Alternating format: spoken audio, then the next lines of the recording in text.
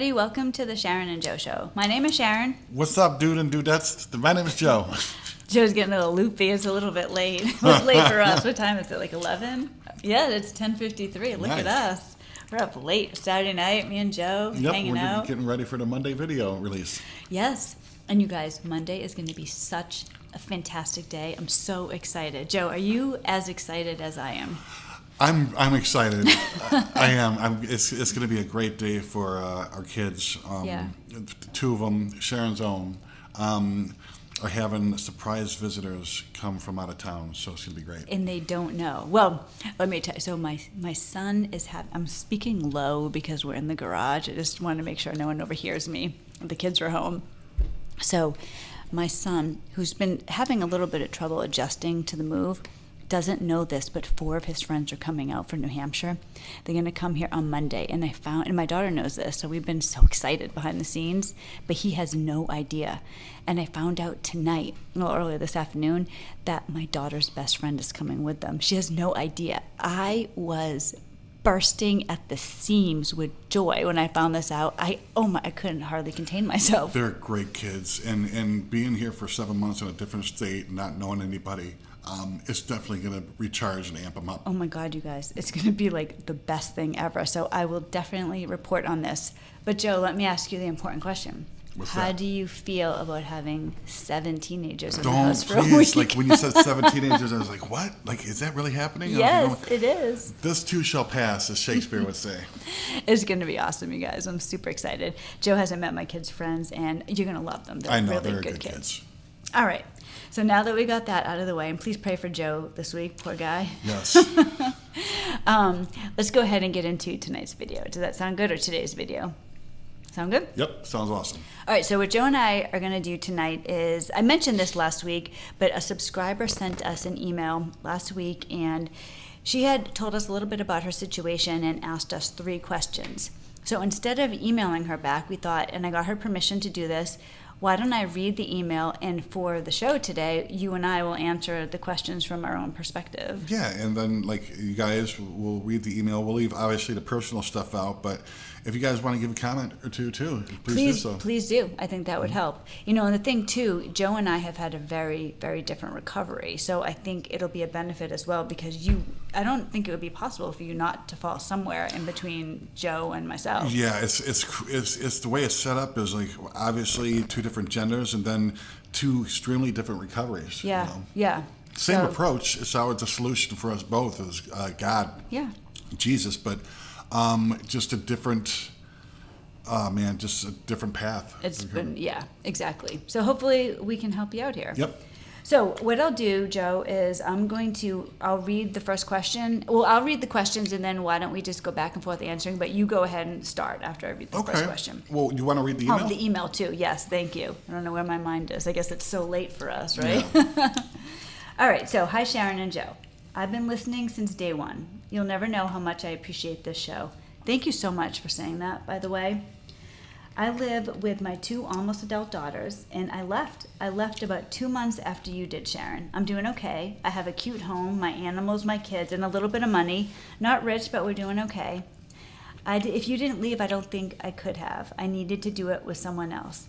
Thank you for saying that. I didn't want to actually read that, and then Joe told me I really should. I felt weird reading it, but thank you. Yeah, God did for us what we couldn't do for ourselves, and we were inspired by people too, 100%. Yep. So it's all just paying it forward. I just appreciate you saying that very much so, and I can understand that because it's so isolating and scary when you feel like you're all alone. But when you know other people are out there, you're not alone. Wow, that makes a big difference. Exactly, 100%. So here are some questions. Pick any or all. We're going to pick all. Mm-hmm. All right? So, Joe, here's the first one. When does the fog start to lift? Nothing makes sense. I have no clear direction, and everything seems so confusing. Literally, every small decision I have to make is difficult. That's a tough question to answer because I don't you hear it all the time. Well, everybody's situation is different. I can only tell you that, I spent years studying. I have a PhD in NPD. I say studying narcissistic personality disorder. accepting that there's quote unquote people out there that have little to no empathy. The empathy they do have is cognitive. That is so baffling to me, and their character traits are just very scary.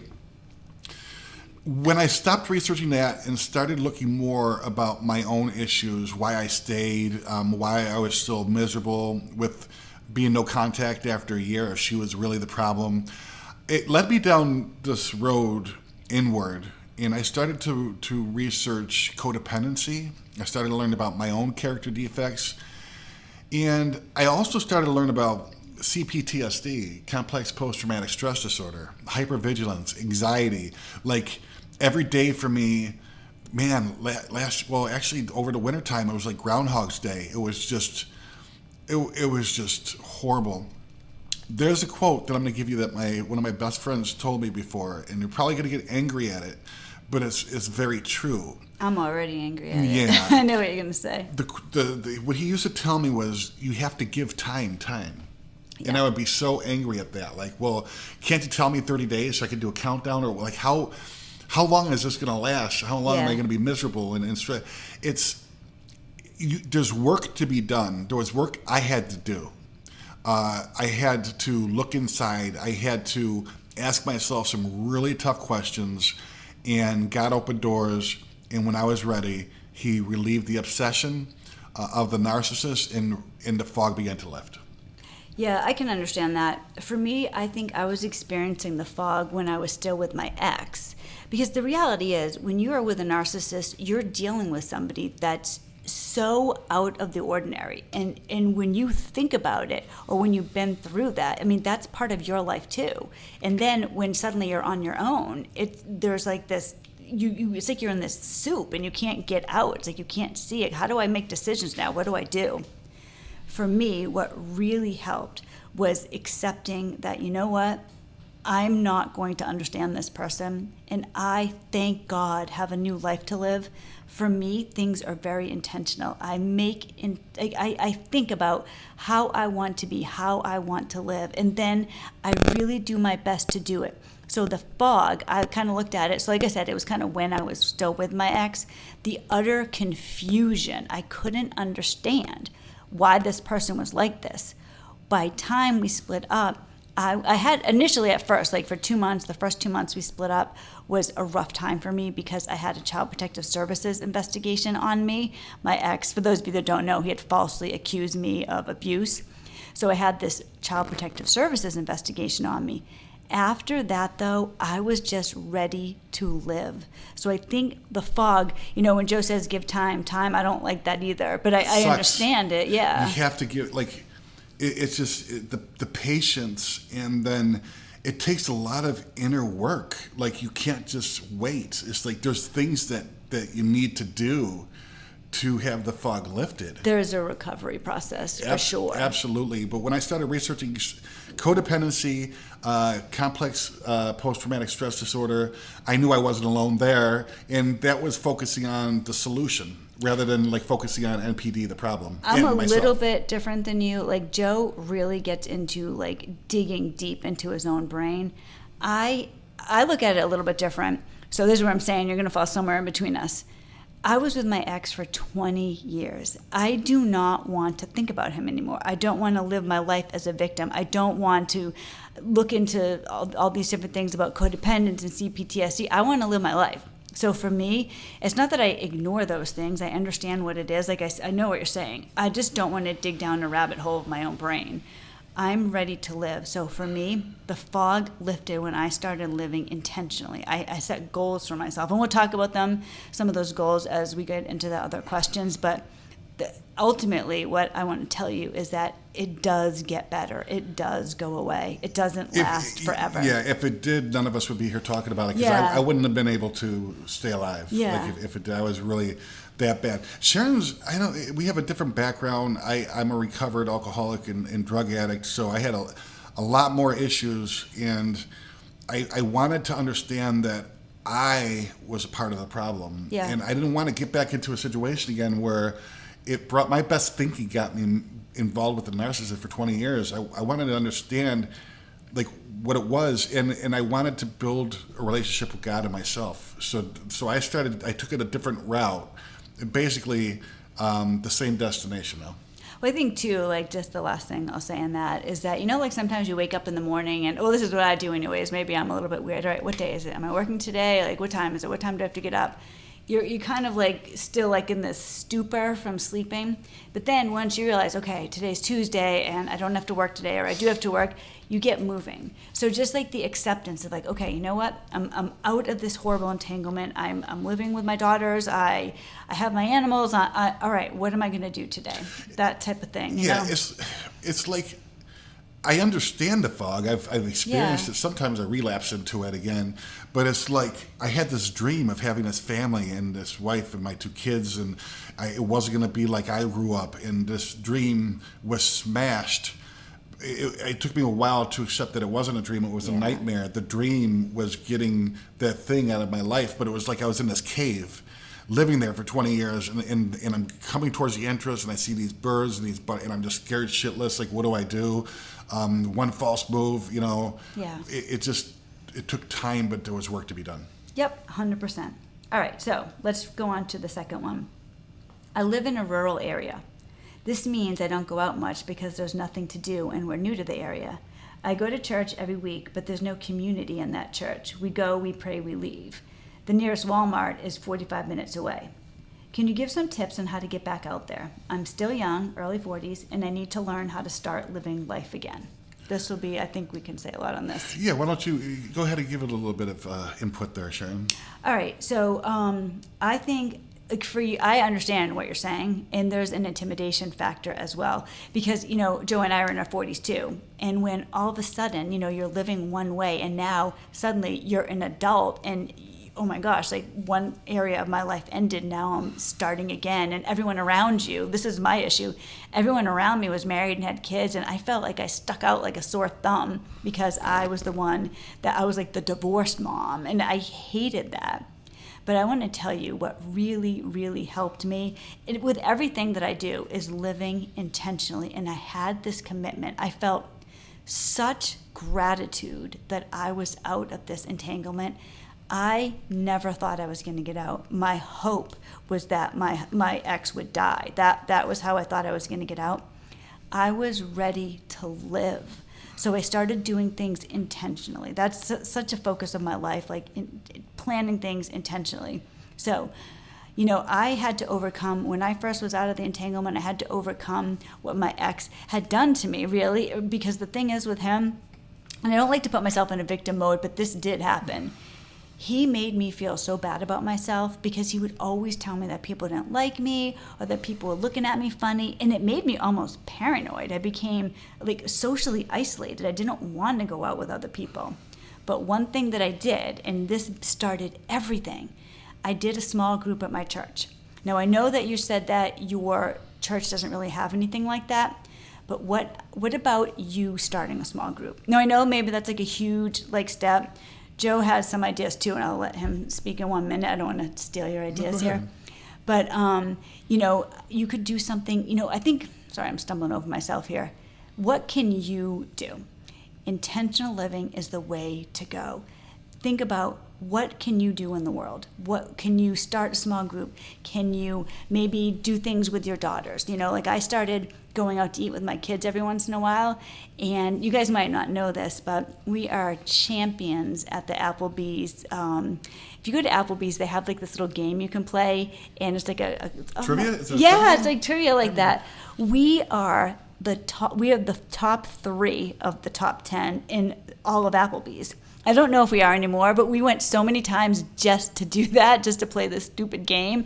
But we had fun doing it. And when you start doing stuff like that, when you start involving yourself in the community, find things to do, or maybe start things up yourself, doors will open. You'll find people. It just happens. Like I did, this is the last thing I'll say because I don't want to go on forever. When I did that small group at the church, that was such a humongous thing that I did because I was so shy. I was afraid to talk to people. but I did it. I forced myself to do it. I knew it would be good for me. And I made this commitment to myself. All right, I'm going to get out there, even if I don't like it. So I did that. And then I started making friends, some of my best friends. And then it like steamrolled from there, and doors opened. And all of a sudden I was a part of the church. And then I got involved with my kids' co-op for homeschool, and I started making friends there.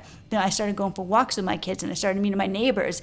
All these things started happening. So I know it's different where you are, but I'm sure that there are things that you can do, doors that will open where you are, just by taking those tentative first steps. I kind of chuckled on that second question, because this is what the difference between Sharon and I is. Like, I like to dig deep.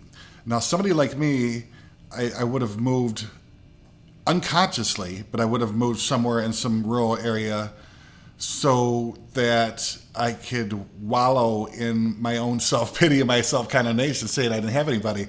That's how unconscious I was. When I started learning about CPTSD and codependency, I mean, the internet is a valuable tool. I mean, it could be used for good, it could be used for evil. It all depends on the user. But when I started researching my own recovery and trying to be focused on a solution, I mean, I found out about NPD because of the internet. How about 50 years ago, 30 years ago, whatever, they didn't have an internet. Yeah. I mean, there's meetings for codependency. I speak for myself. I don't know your situation. There's meetings for people that suffer from post-traumatic stress disorder. I started looking at things a little bit differently. It's not so much what I can take out of. I'm in recovery from alcohol and drugs, and when I go to one of my support groups, I don't look anymore at the take.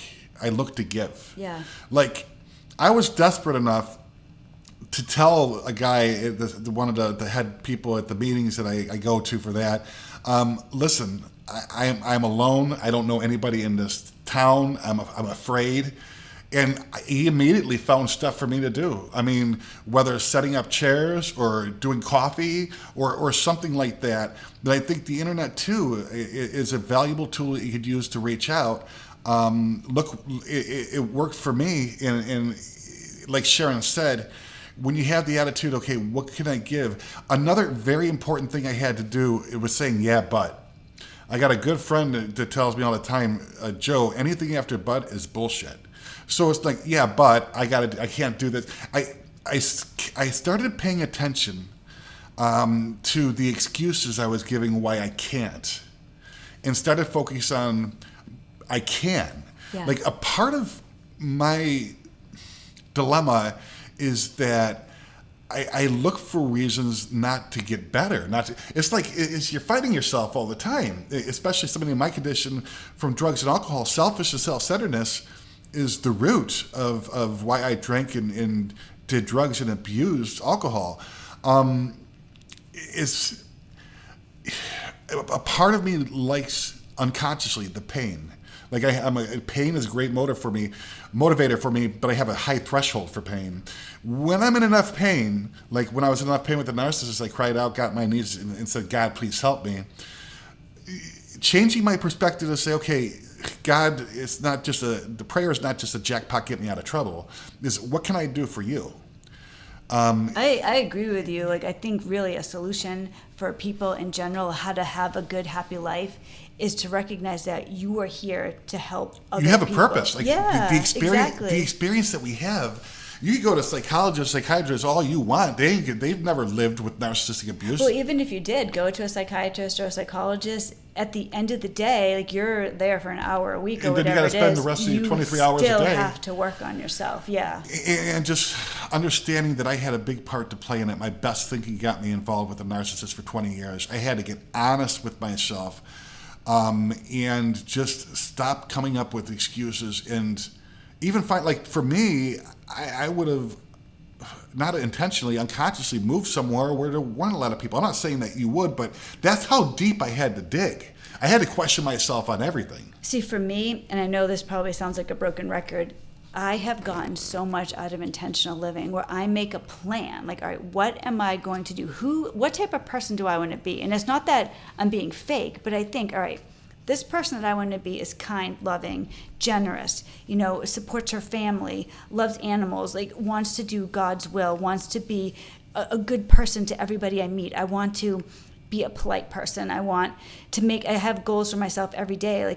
Like some of the goals I have for myself every day are, I don't always do this, but I try to, that the first thing I do when I wake up is say good morning to God and ask him what he wants me to do today. I want to make everybody that I live with smile every day. And then I want to change one life a day, even just like briefly.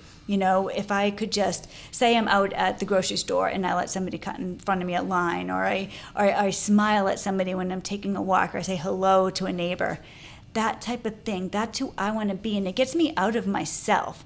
And it gives me, I feel better about myself when I do things like that. And that's ultimately what you need to do, is feel better about yourself. Well, I think that leads us into the segue for number 3, the question.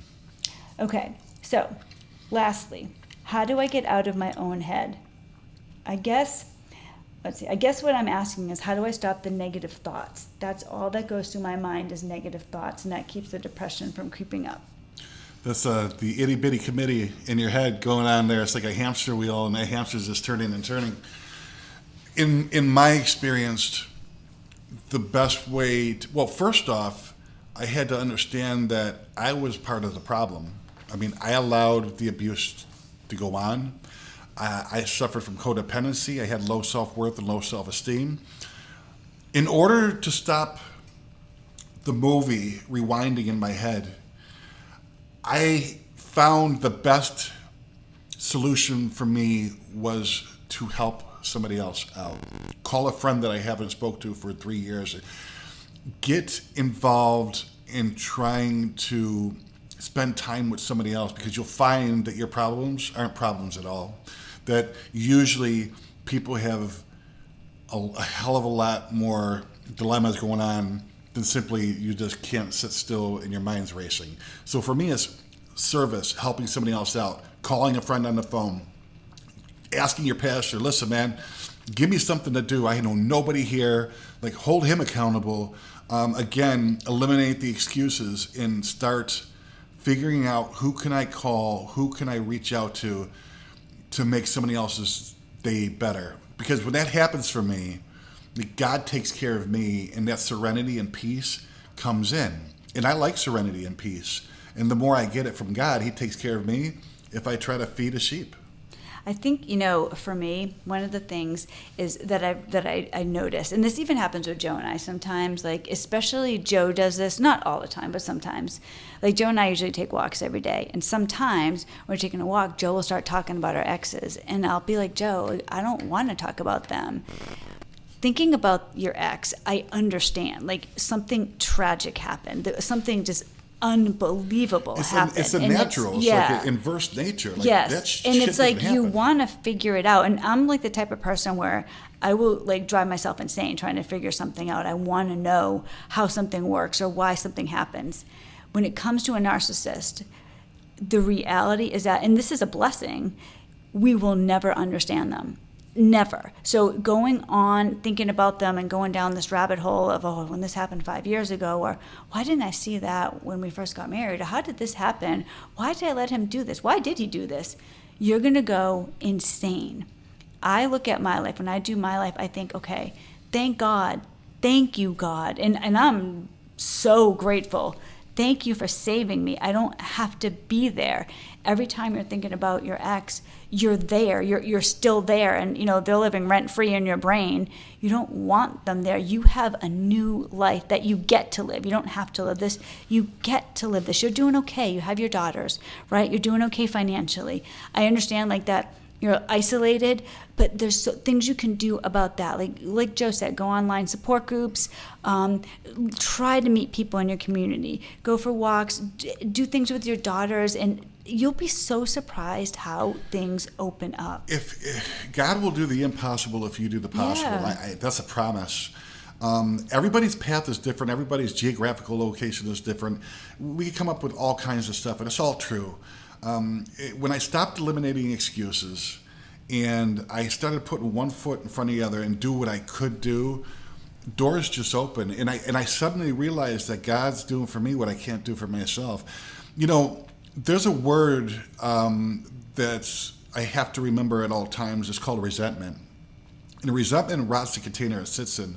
It actually comes from the Latin word sentare, which means to feel. And when you re-sense something, that means you're refilling it. So not only are you replaying it in your brain, you're actually, your body is reliving it, it's refeeling it. Yeah. And the resentment, there's things to get out of that, to remove that, because resentments, self-pity, self-condemnation, they block us off from the sunlight of the spirit. You know, when I started going back to the gym, that was my little goal. My little goal was to take a walk every day. I went up to, we got a community center, and I went up there and just saw what kind of programs that they have.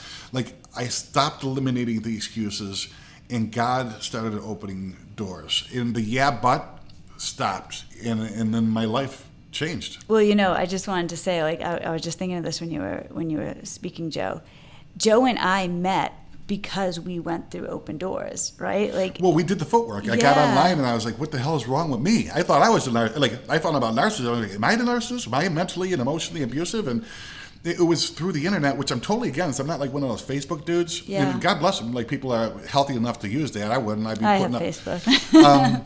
But I started, like, the spirit will lead. Like, when the soul will lead like first. with us, Joe wrote, so I started this YouTube channel. Joe wrote a comment, and I responded to the comment, and it led to a phone conversation. Like, we just kept going, and I was like, oh my gosh, like, he's like, I really like him. We talked on the phone, and now we're together. I'm not saying like you're gonna meet some guy or whatever, but that's just an example of just following the path. My motive was to help you, because your ex was going through some stuff, and I could understand, and you were helping me because I was listening to you, and it was just, hey, I'll give you a heads up from my own experience.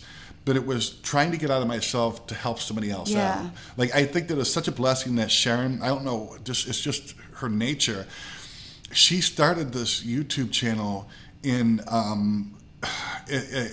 she was -5, like, on a scale from 1 to 10. She was in a negative, and her plot, her destination was to try to help somebody else out.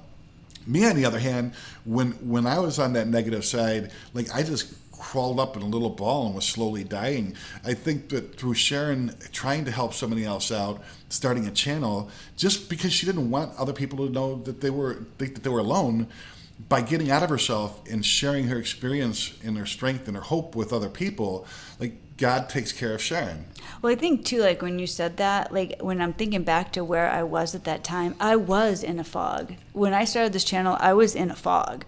I didn't know what I was going to do. I didn't know how I was going to make it through each month. It was so bad. But you wanted to help somebody. Yeah. You were trying to be of service to somebody else. That was it. You wanted other people to know. But and doors started opening in incredible ways. It's not just the YouTube channel. It's every area of my life. When I did, like, you go to church, so you must, like, believe in God. Pray to God. Let him guide you, and be the person that God tells you that you are, and just take these little steps. It really does get better. You are not going to be like this forever. And my suggestion to people is, don't pray, talk to God like he's your father. Yeah. I mean, that's the true kind too, of relationship that he wants. Like, he doesn't want this Our Father memorization and always having to get on. Like, that relationship, that's the solution is God. Hobbies and things like that too, right? Well, like, I mean, there's walks, going to the park, just going to the gym, getting back into shape. It's writing. A lot of people like to journal, cornering write poetry. Cornering your damn pastor. Yeah. You don't have to say it, but it's like, do something. If you're a pastor, I'm willing to help. Tell me what to do. You know, tell me what I could do here. Can I make coffee for the people to come in before church? Well, I'm going to do that. You know, if you let me do that. You know, and then God will open up doors for you. Well, you know what else, like, you could do also, like, you mentioned that you have several pets. You could take funny photographs of your cats. You know, one thing I tried to do with my cat Joe and I have 2 cats together. I used to have my own cats years ago. I just thought I really wanted to try to get a picture of my cat looking like he was drinking a soda. So I had, like, a soda with a straw in it, and I was trying to, like, get him to, like, put his mouth on the straw, like, just stuff like that. But it distracts you, you know, like, if you something like that, it distracts you for the moment. And sometimes that's all that you need, because you have, like, that little moment, and then you're feeling better, you're laughing, oh my God, what am I trying to do with my cat? And then, you know, you're moving forward, and you're out of it, and you're feeling better. And because sometimes the goal is just to feel better a little bit each day. And then it'll be an hour, 2 hours. And then you'll be like, wow, I had like a whole afternoon where I was just focused on something else. And that's when you know, all right, I am on the next step. And I think also when I began to realize that I'm not my thoughts, who Joe is, who Joe's spirit, it's not my thoughts. And I started to pay attention to my thoughts. I didn't judge them, but I would kind of watch where my mind was going and what I was thinking about. And it brought me to like the present moment. And I started practicing mindfulness. And there's all kinds of things out there for people to do. There's yoga, there's meditation, there is something out there if you eliminate the excuses, and if you're growing in your relationship with the God of your understanding, and Sharon and I is Jesus, if you're growing in that and taking some baby steps here and there, that the doors will open and you'll have a story of your own, and you'll know a new freedom and a new happiness, because if it wasn't the case, I wouldn't be alive today. I think ultimately, I think the saying is 21 days makes a habit, something like that. If you really pray and talk to God and really try to figure out what your new path is, and then really be intentional about living your life. What can I do? Like whether you help out at church, whether you do something online, whether you really focus on your daughters or find a new hobby or whatever it is, go do it. And then find when the doors start showing up, keep going through these open doors. In 21 days, you are going to have a different life if you are really intentional and focused on doing it. And then I want you to email us again and let us know how it goes so we can give everybody an update. Yeah. It'll get better. And when the shit hits the fan, call up an old friend you haven't talked to for forever. Just reach out to somebody and be of service. Like be a friend, because you have so much experience and strength and wisdom. Everything starts with an awareness. And like you said, hey, I'm in a fog. That's an awareness. That's being aware. And when things are brought to the light, they dissipate. And when you're feeding the sheep, like God will take care of you. Yeah, you could start like an Instagram page and tell yourself, I'm going to post a new picture every day. Whatever it is, do something every day to get better. And like Joe said, when you have a bad day, don't fall into that day. Just be like, all right, you know what? I had a bad moment. What am I going to learn from this? And then get the hell out of your mind. Get out of your mind. Keep stepping forward, and it's going to get better, and you're going to be all right. So I hope that this helped you. I hope it helped anybody else who's suffering and struggling as well. Joe and I have both been there. We still go through this. We're still dealing with things. We're trying to be the best that we can be, always. And the narcissist held us back for so long. I'll tell you this, for me, I will be damned if my ex holds me back 1 second longer. I'm ready to live. And in my case, I held myself back for that long. I think we all did. And we have videos, like a roadmap on what we did to get out of our mind and to kind of create this new life and build with God. Yeah, so I think I've done, it's over 300 videos, so go ahead and back and do a binge watch. Yeah, the Sharon and Joe show, the ones we've done the roadmaps and what we did to get out of our mind and to be a part of the solution. So thank you so much. I'm going to end it here. And remember, today's the big day at our house. So excited. Joe's probably, like right now while you're listening, Joe is quietly in the corner having a meltdown maybe. I don't know. I'm so happy for the kids because they're such good kids. It's just, when Friday comes and they're gone, I'll be able to kind of like, okay, I could release my breath. So we'll see how next week Sharon and Joe is. It might just be about getting out of my mind. It might just be the Sharon show. We'll see. All right. So thank you so much. I'm going to end it here. I hope everybody has a wonderful week, and I will see you on Wednesday. Bye, guys.